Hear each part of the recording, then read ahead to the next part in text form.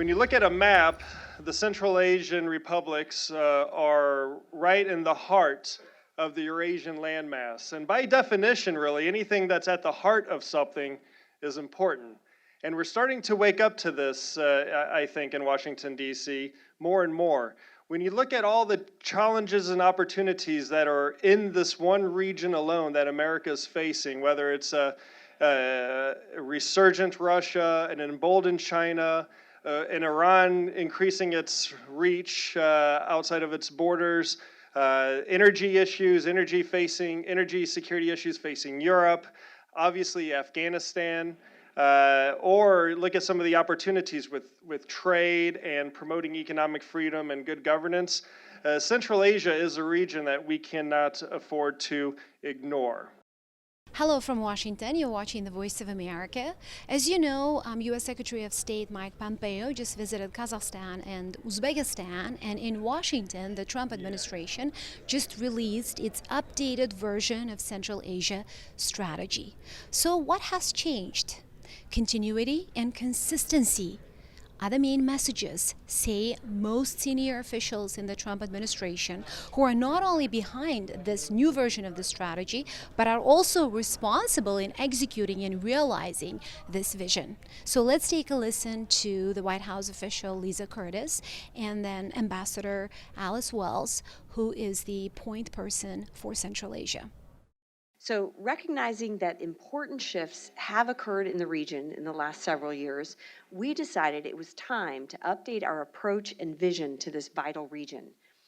Some of the changes that have brought us new challenges as well as opportunities include shifts in leadership dynamics that have given rise to new opportunities for intra-regional cooperation, renewed threats from extremist ideologies and terrorist organizations, namely the impact of the ISIS phenomena, the foreign fighter phenomena, and then repatriating those foreign fighters to their home countries.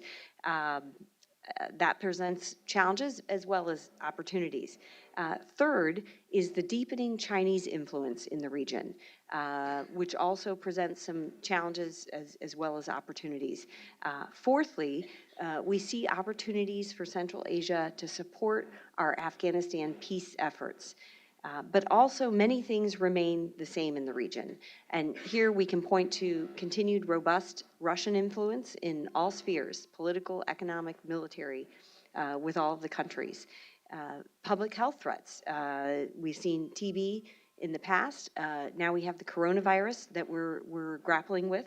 And Central Asia is very much a partner that we want to work with in containing this virus. The challenges surrounding trafficking in persons, migration, as well as the need to improve human rights and democratic institutions. These are all things that we have faced for many years. They continue to be very important. Now, I think our strategy is notable in that it's a long-term policy. The document takes us through 2025, and this reflects the historical openings that we see, but also the enduring opportunities for United States Central Asia partnership. And let me be clear that we see Central Asia as a geostrategic region of importance in its own right. We separate this from our involvement in surrounding countries, particularly Afghanistan. So first and foremost, we see the new strategy as re-emphasizing an enduring guiding principle, which is strong U.S. support for the independence, sovereignty, and territorial integrity of all of the Central Asian nations, both individually and as a group. We believe that with consistent U.S. engagement on economics, energy, democracy, governance issues, the Central Asian nations will function as a regional bloc of cooperative partners and increase their ability to pursue their own national objectives. Again, we want to ensure the nations of Central Asia have the freedom to choose from a variety of options and partners in pursuing their own national objectives. Second, we want to help reduce terrorist threats and build capacity for addressing these challenges. We want to ensure that Central Asia does not become a hotbed of extremist ideologies and that they can maintain secure borders. Third, we're focused on promoting economic connectivity improving the region's connections to the global economy, which will enable the nations to avoid becoming overly dependent on any one country. We also want to promote connectivity between Central Asia and Afghanistan, and this includes in energy, infrastructure, and trade initiatives. We have been deeply appreciative of the support that we have gotten for U.S. peace efforts in Afghanistan, noting that Uzbekistan held a historical conference in 2018, bringing together the different Afghan factions. So we support or we appreciate that support that we have received and are confident we can continue to count on that. Fourth, we will redouble efforts to promote rule of law and respect for religious freedom, human rights. We will continue to champion those values that we hold near and dear. And we would like to see the Central Asian states increasingly provide for meaningful input by their citizenry and to provide for inclusive political systems, including regular elections. Lastly, we will seek to promote United States investment in and development of the Central Asian nations. We'll encourage market opportunities for both United States and Central Asian entrepreneurs, and we'll support conditions that are conducive to local and American investment as we create opportunities for employment and prosperity for the countries of Central Asia. Ultimately, we seek a business environment that is open, fair, and attractive to U.S. investors, and that supports each country's development goals. We are pleased that the Central Asian nations see value in the C5+1 process, which of course brings the United States and the leaders of all 5 countries together for common discussion and action. In fact, Secretary Pompeo was in Tashkent this week to host a C5+1. I'm sure you're going to hear more about that from Ambassador Wells, who accompanied him on that visit. So we're also happy that and encouraged that the Central Asian countries are coming together on their own accord to discuss regional cooperation, which simply would not have happened 5 years ago. And this development, I think, is encouraging, and it's remarkable to see some of these changes that are taking place in this dynamic region. I would just like to end my remarks by raising an urgent issue that this administration has been focused on, and it impacts the Central Asia region. And this is the Chinese government's repressive treatment of Uyghurs and other religious minorities in Xinjiang province. We are calling on Beijing to end the campaign of repression and to immediately release the over 1 million individuals who are being arbitrarily detained. And we stand by the Central Asian nations that face pressure to deny refuge to those fleeing this religious persecution. It is these countries' sovereign right to help those who ask for assistance, and it's also a fundamental obligation of all law-abiding nations to refrain from returning asylum seekers to face certain persecution or punishment. I did return yesterday from Central Asia with Secretary Pompeo, and the trip really offered not only a chance to advance our bilateral agenda with Kazakhstan and Uzbekistan, but to convene another ministerial meeting of the C5+1, which is that framework mechanism that allows us to engage with all of the Central Asian countries on a single platform to discuss common interests and mutual objectives. And I would note that this is the second meeting of the C5+1 at the ministerial level in the last 6 months, and it also provided an opportunity for the Secretary to brief his counterparts on the outlines of our Central Asia strategy. I would emphasize what Lisa emphasized, and that is since the independence of the Central Asian states 28 years ago, the United States has been steadfast in our commitment to the independent sovereignty and territorial integrity of these states.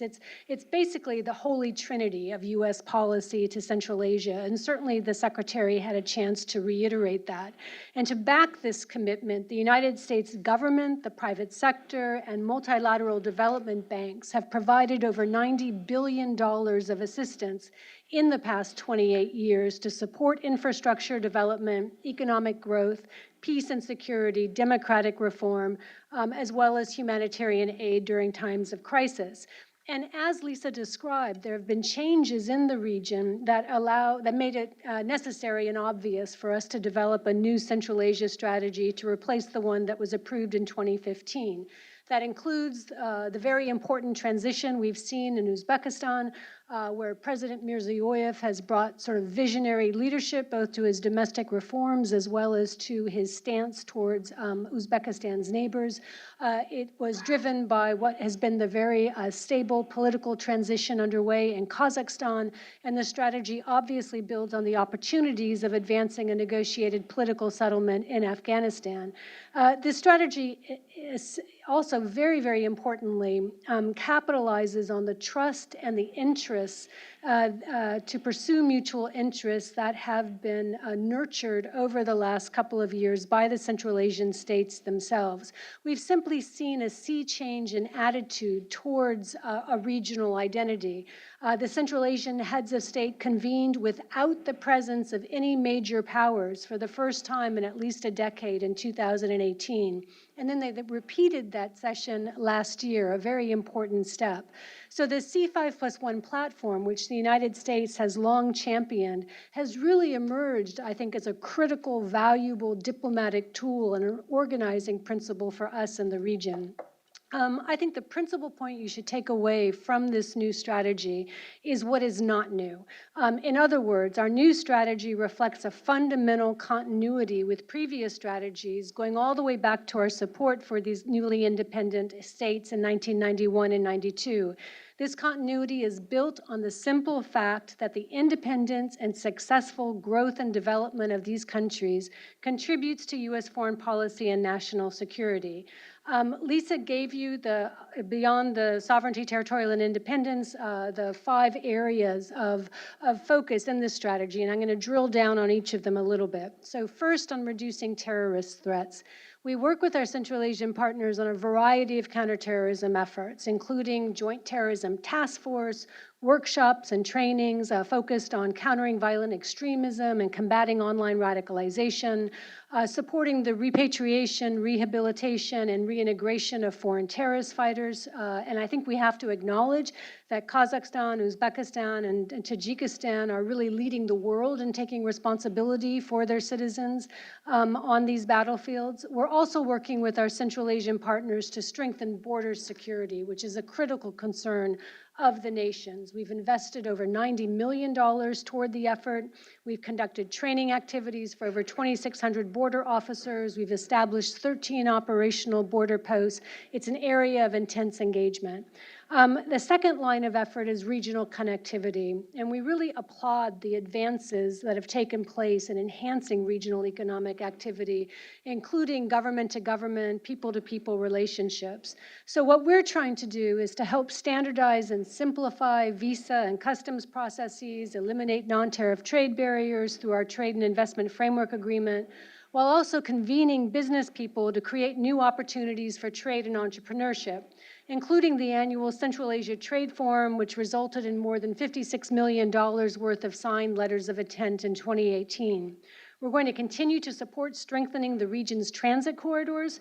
One initiative was the Lapis-Lazuli Corridor, which was initiated in December of 2018, that provides a transit route for Afghan goods such as cotton, sesame seed, and minerals through Turkmenistan and onto the European market. We're helping to build a Central Asia regional electricity market. We're providing ongoing support for the very important CASA 1000 1,300 megawatt transmission line that can bring surplus hydroelectricity from Kyrgyzstan and Tajikistan to Afghanistan and Pakistan, where over 80 million people still lack access to electricity. Our public diplomacy programs are bringing people together to create networks of skilled professionals. We're able to rely on now an alumni network of 40,000 students and professionals who've participated in programs. We're working to promote cultural heritage tourism across the region by training museum curators. And I think most demonstrative of our long-term commitment has been our investments in the brightest and hardest working students in the region, including by providing scholarships to the only American accredited university, the American University of Central Asia in Bishkek. Our third line of effort obviously is an important one with the stabilization of Afghanistan. And I remember being so struck when President Ghani visited Uzbekistan for the very first time and said, Afghanistan is a Central Asian state. And it's that principle that we're trying to really build the linkages around. So we applaud Uzbekistan, Turkmenistan, and Tajikistan for the rail and electricity lines. We welcome the regional scholarships and technical assistance, including the emergence of Termez as an entrepot for trade and training, the Joint Border Security Academy in Dushanbe, the targeted support that's being offered by Kazakhstan and Kyrgyzstan for Afghan women's empowerment. The fourth line of effort is trade and development reforms, and this is critical. Since independence, the United States private sector has very, very conservatively invested over $31 billion in commercial ventures in the region, generating thousands of local jobs, building human capacity, and fundamentally upholding the very highest standards, labor, environmental, and debt sustainability. To further expand that American private investment, we're working with each Central Asian country to improve their ability to attract foreign investors from American companies and multinational corporations. We're supporting programs aimed at implementing market-based and public education reforms. We've offered to provide independent experts who can help countries assess the sustainability of infrastructure projects. We're looking to the newly established Development Finance Corporation to provide critical assistance through lending, insurance, and investment products. And we're very pleased to have just concluded an open skies agreement with Kazakhstan that will create opportunities not just for airlines, but for multiple industries in both of our countries. Finally, the fifth line of effort is rule of law and human rights. We're going to continue to champion our values. And that means respect for rule of law in each country, as well as universal respect for human rights, which are essential not just for lasting stability, but frankly, as the Secretary underscored during his visit, they're critical for achieving our goals of increasing trade and foreign investment.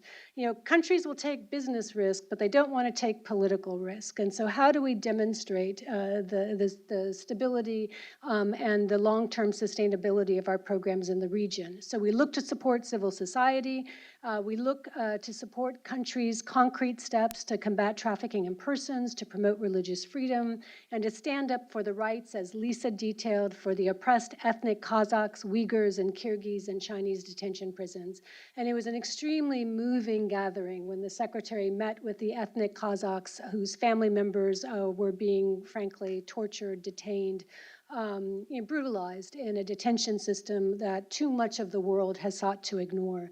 I think we've seen very important steps by Uzbekistan to better protect human rights and fundamental freedoms, which helps, I think, to strengthen these freedoms everywhere in Central Asia. In Kazakhstan, the Secretary welcomed President Tokayev's December 20 announcement of his first package of reforms to increase space for the rights of freedom of expression and peaceful assembly, and we look forward to their implementation.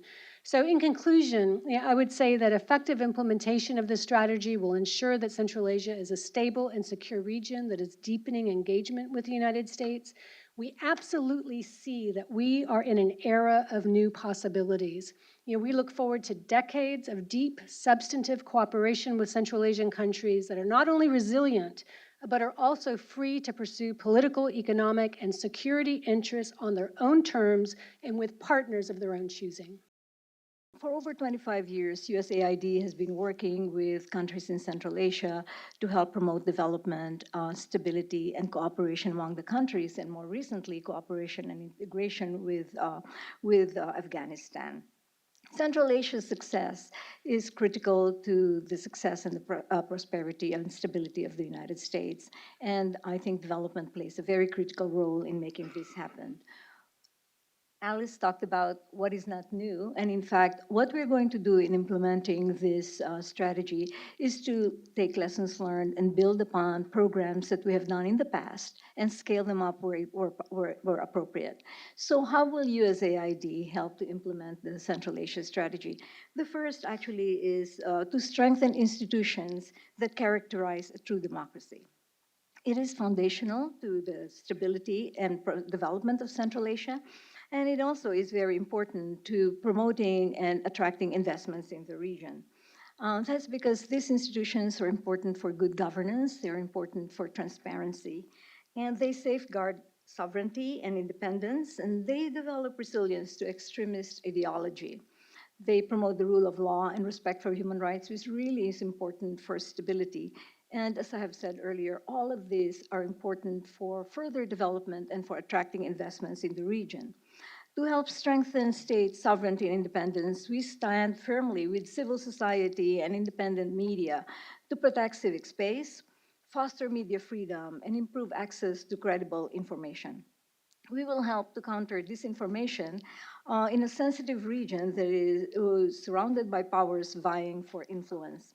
For example, in Kazakhstan and Tajikistan, we are working to strengthen independent media outlets, promote media literacy, and ensure access to quality information. In the Kyrgyz Republic, our partnership has helped the country evolve from dependence on donors to near complete independence in managing their own elections. And we look forward to supporting independent domestic election monitoring in the parliament elections in this coming fall. By supporting civic and democratic engagement with the youth, we are helping to build resilience and challenge extremist ideology. USAID commits itself to promoting religious freedom and to working with faith-based organizations. In doing so, we aim to encourage tolerant and pluralistic societies where hopefully we will be able to prevent or combat extremist ideologies from taking root. Rule of law and human rights are bolstered by swift, transparent, and fair judicial systems. So in Uzbekistan, our programs have worked in the rule of law and have cut the average length of court cases in half, and reducing backlog in cases while building confidence in the judicial system. Moving forward, USAID will expand this programming to cover economic and administrative courts to create a legal environment that is conducive for investments in the country. We will also work with civil society and government, continue to work in this region to combat the scourge of human trafficking. Both Lisa and Alice have talked about this, and this is a very important issue that we focus on. By enhancing cooperation between source, transit, and destination countries, we will hope to target the root causes of trafficking while identifying successful evidence-based practices that can help us stop or combat human trafficking. The next is promoting US investment and development in Central Asia.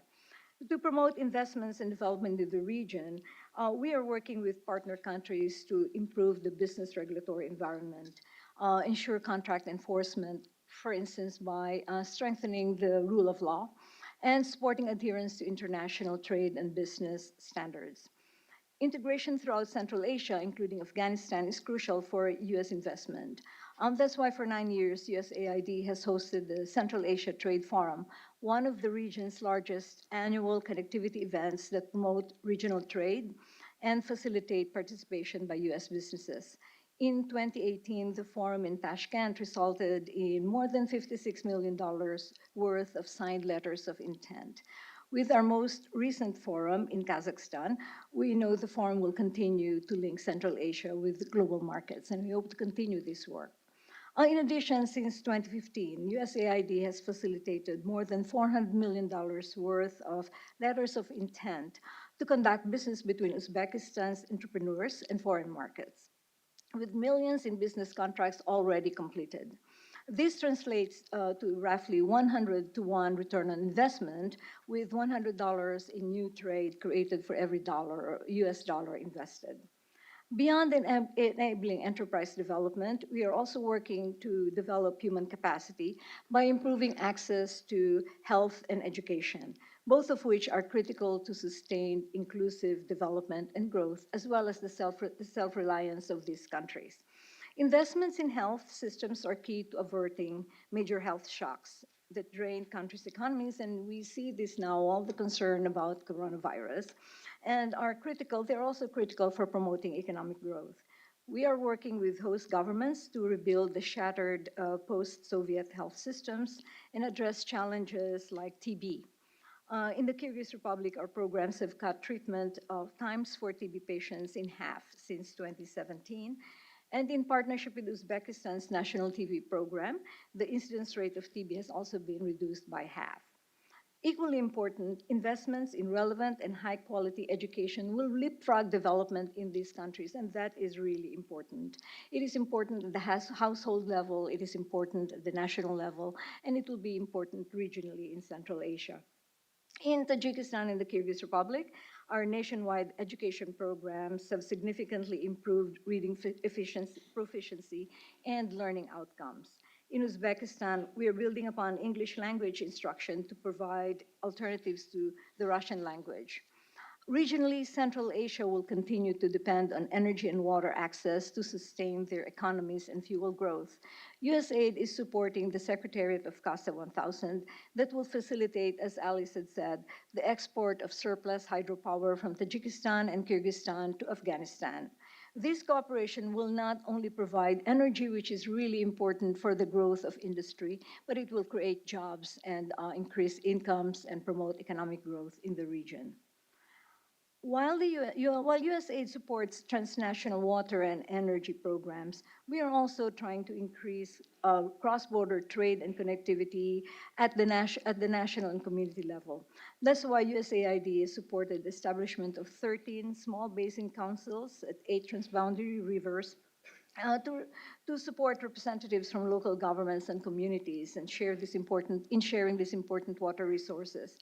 These councils create fair rules and procedures for water use and prevent conflict.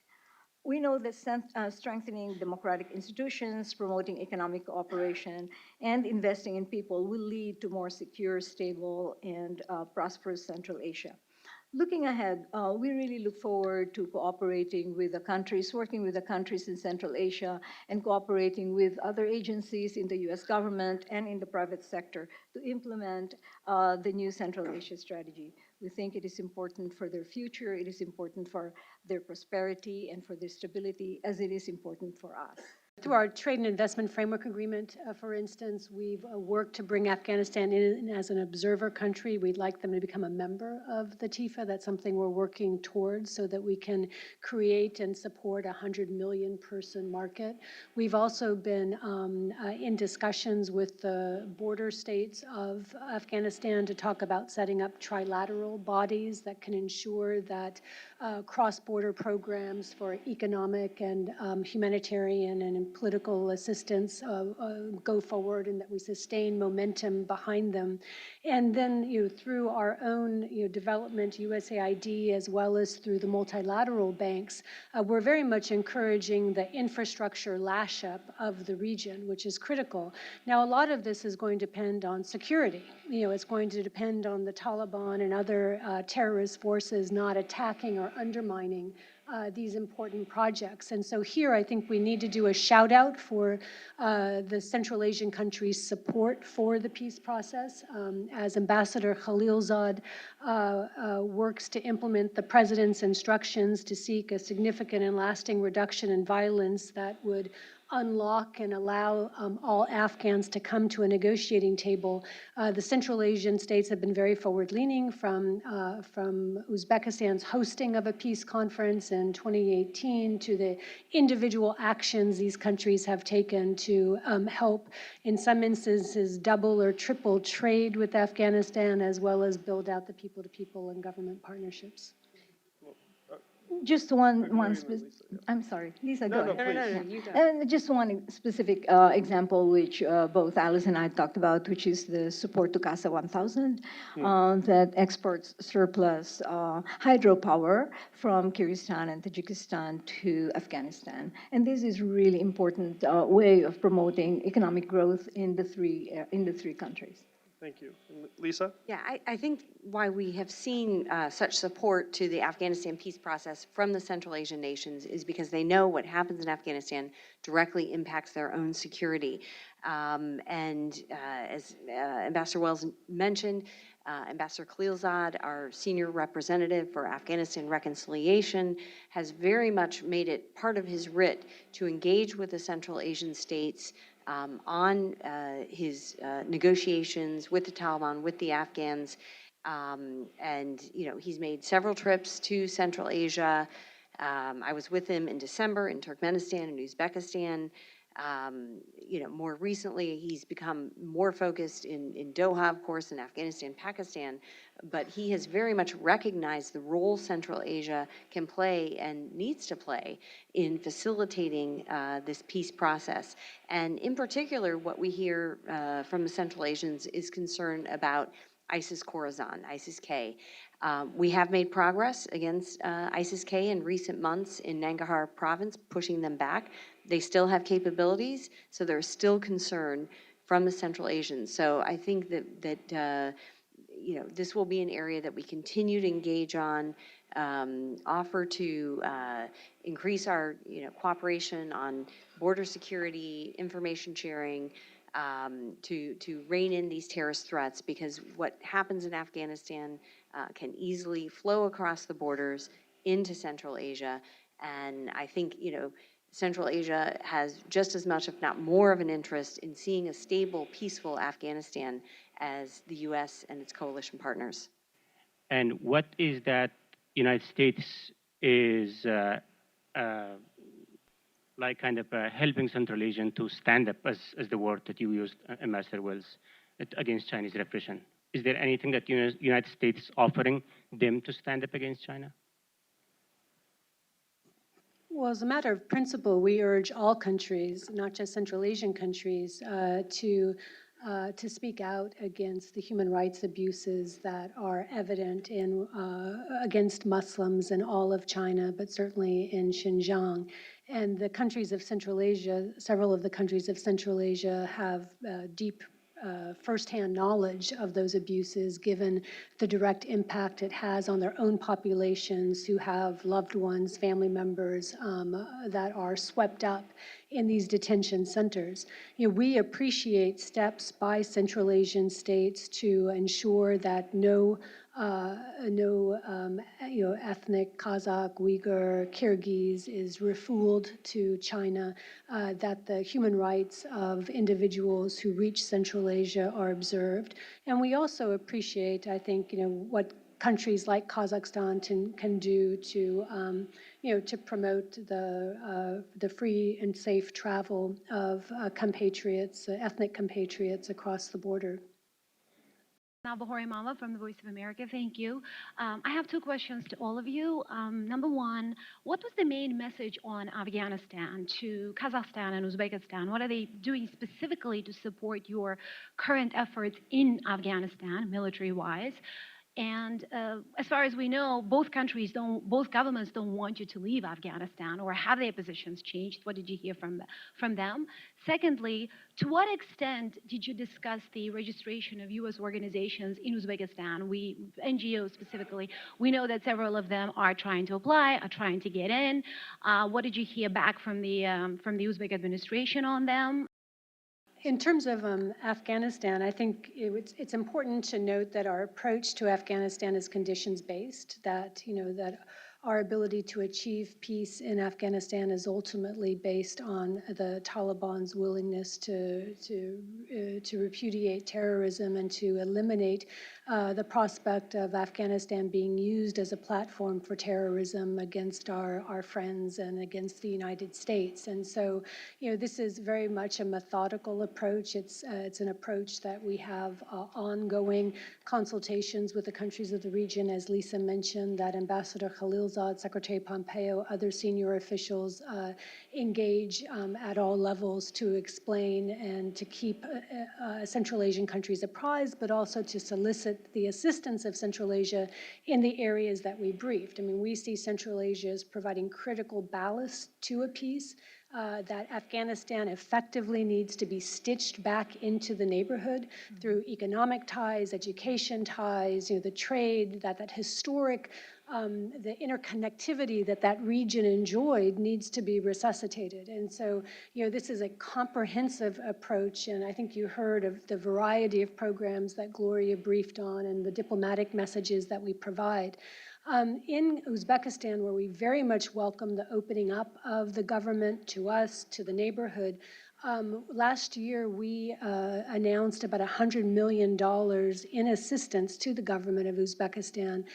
Implementers for our assistance program tend to be civil society organizations, non-governmental organizations, and so we have worked with and encouraged the registration of these organizations who can help ensure that our education programs, food programs, technical assistance programs, educational scholarship programs move forward. And we're pleased to see that recently there have been steps to register several of these organizations, and we encourage the speedy registration of others.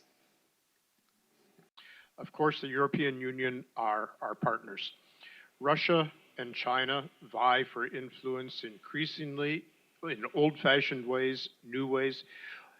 Do you see, especially Lisa and Alice, do you see any way that the United States can, down in the trenches, actually work with Russia and China for the good of Central Asia, or are we just totally stovepiped? Great. Thank you, Ambassador Hoagland. It's great to see you. Thanks for taking the time to come here. And of course, yeah, we're building on the shoulders of giants, developing our strategy. And thanks for all your work on the region.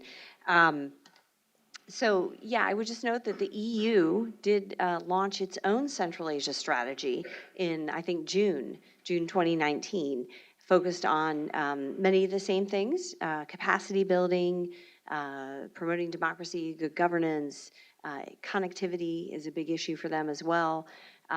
So, we consult with our EU counterparts quite a bit, and I think, we're driving in the same direction and looking for opportunities where we can cooperate on the region. We both see it as critical. And, again, coming back to that idea of providing options, alternatives, ways to increase trade options, getting the energy, out to the west as well as the east, so that these countries have these opportunities. In terms of working with Russia and China, it's an interesting thought. Of course, we see competition. As I stated in my remarks, Russia has always had a tremendous amount of influence in this region. We don't expect that to change. We're not trying to match that. We just, want to be present. We want to provide alternatives for the countries. We want to continue to protect as much as we can their ability to remain sovereign, independent nations, as we've always done since they gained independence over 25 years ago. In China, look, China's providing infrastructure, assistance, much needed development assistance. But, the only thing that we are concerned about is that this infrastructure financing remains transparent, that we don't see countries getting over indebted and thus losing their sovereignty. So that is the kind of thing we're concerned about. And I'm sure you've seen the launch of the Blue Dot Network. This is a sort of clearinghouse, if you will. It's very new. We launched it with the Australians and the Japanese last November. We're now fleshing it out. But it's essentially a way to ensure that nominated infrastructure projects are using transparent financing, that they involve the private sector, that they're following environmental standards, that they're benefiting the people in the regions that they are supposed to be benefiting. And if they reach these standards, they'll be given a blue dot or a certification, if you will, a Michelin star of approval. And we think this is a good way to continue to encourage private sector involvement in infrastructure development, transparency, providing alternatives so that countries have choices in how they're going to meet their development needs. I think that's all I'll say on the issue. Thank you. Yes. I would just add, I mean, there seem to be, on the surface, that it would be obvious that there are areas of overlapping interest, whether it's counter narcotics or trafficking or health issues or counterterrorism. But it really does remain to be seen the willingness of other countries in the region to actually cooperate, against a backdrop of incredible disinformation campaigns. I think that, we have a very, our brand is clear, sovereignty, independence, territorial integrity. And you contrast that to Crimea, or you contrast that to predatory debt. And we occupy a very unique and actually very beneficial pole for the Central Asian states.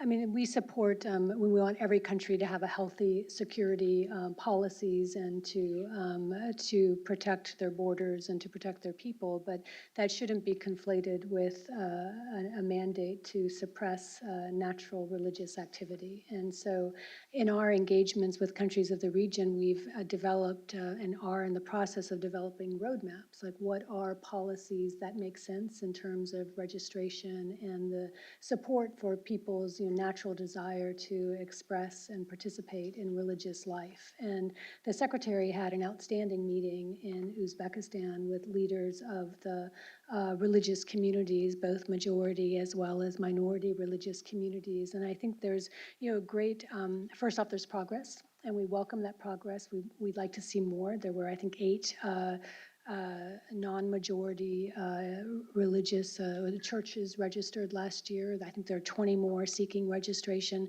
But these are practical steps that will ultimately make the societies of Central Asia more durable and resilient, in our view.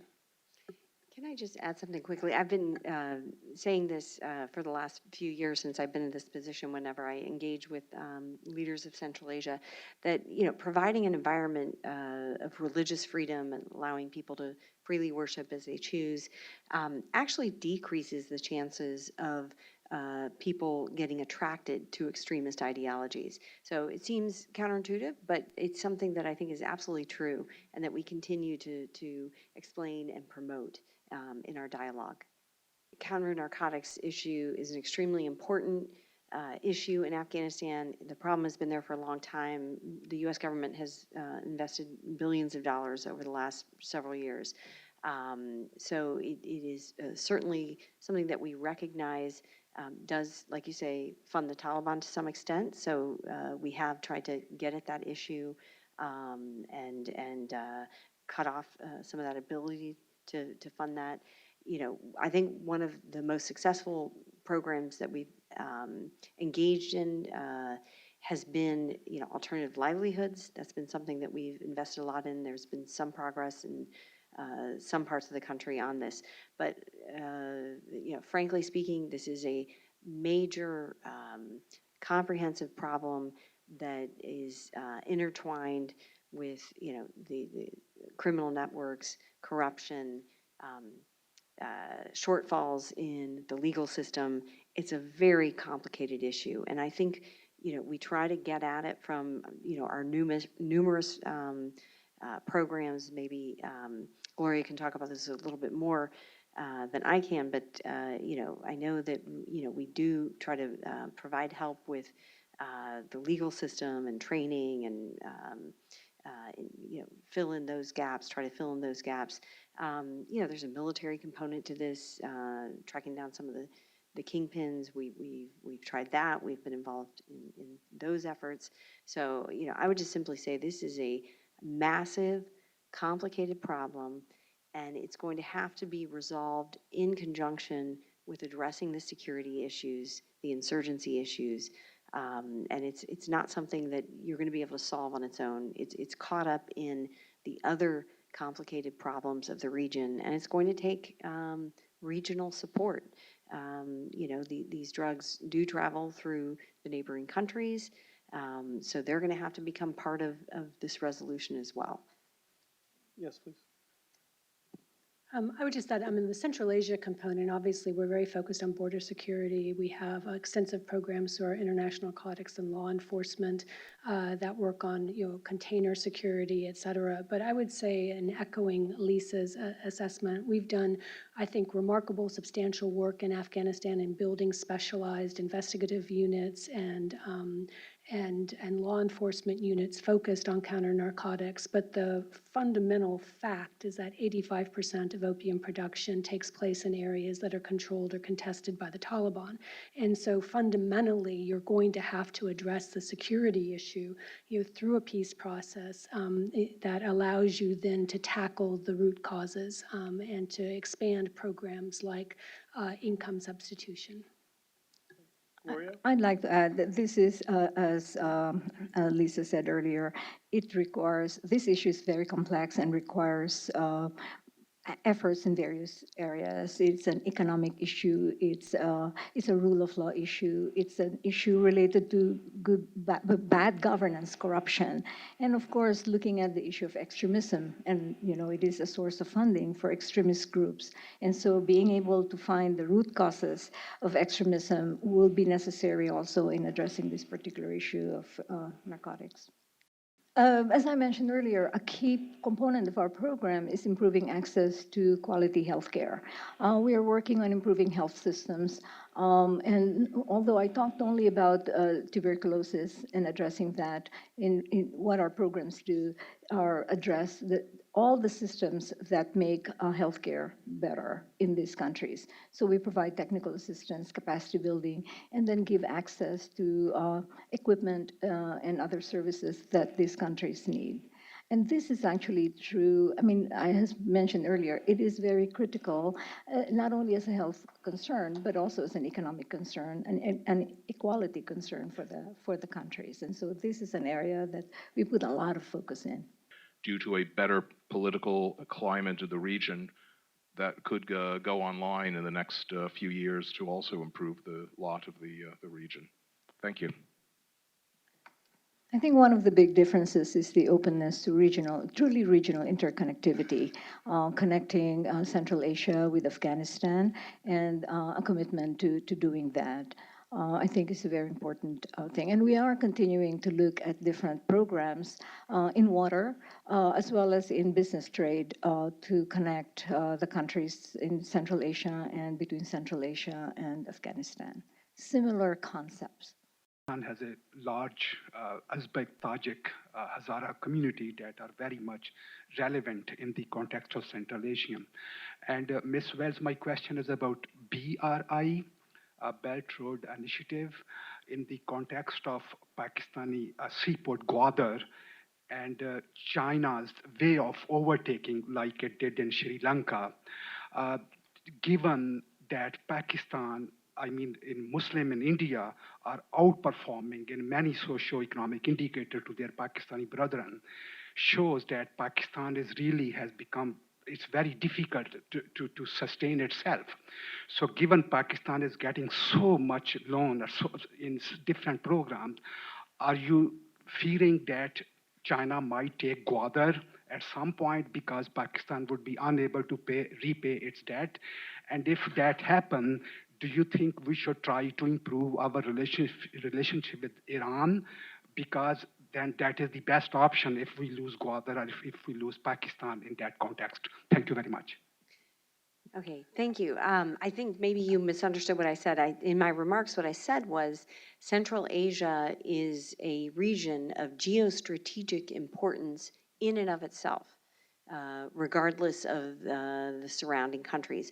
That doesn't mean that, one of our goals is not to integrate Afghanistan with Central Asia economically, and facilitate some of those linkages in their connectivity. But my point was merely to say that,